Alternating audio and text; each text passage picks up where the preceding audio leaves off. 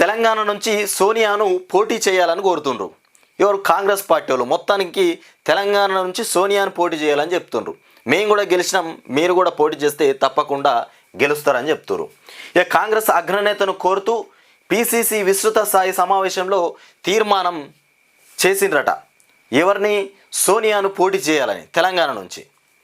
ఇక రేవంత్ రెడ్డి కూడా గెలిచింది కదా, అదే కోణంలో మీరు కూడా తప్పకుండా గెలుస్తారు, మీరు ఇక్కడ నుండే పోటీ చేయరని కోరినటువంటి అంశాలు ఇవి. ఇక పార్లమెంటు ఎన్నికల్లో సమన్వయంతో పనిచేయాలి.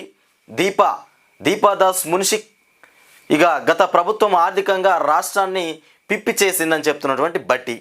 ఇక సమన్వయంతో ఇక దీపాదాస్ మున్షిక్కి తెలంగాణ రాష్ట్రం ఇన్ఛార్జ్గా అప్పచెప్పింది కదా. ఇక మున్షిక్ చెప్తుంది మొత్తానికి రాష్ట్రాన్ని ముందుకు తీసుకెళ్ళాలి, మంచిగా పకడ్బందీగా మనం ఎన్నికలల్లో చర్యలు తీసుకోవాలి, గెలవాలని చెప్తుంది. ఇక బట్టి చెప్తాడు మొత్తం రాష్ట్రం మొత్తం అప్పుల పాలైపోయింది, గత ప్రభుత్వం మొత్తం పీల్చి పిప్పి చేసిందని చెప్తున్నటువంటి బట్టి.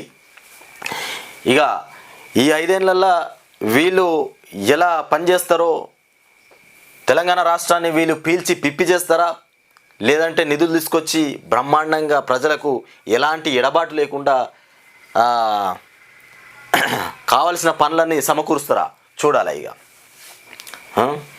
ఇక వచ్చే పార్లమెంటు ఎన్నికల్లో కాంగ్రెస్ అగ్రనేత సోనియా గాంధీ తెలంగాణ నుంచి పోటీ చేయాలని కోరుతూ ఇక ప్రదేశ్ కాంగ్రెస్ కమిటీ పిసిసి తీర్మానించింది.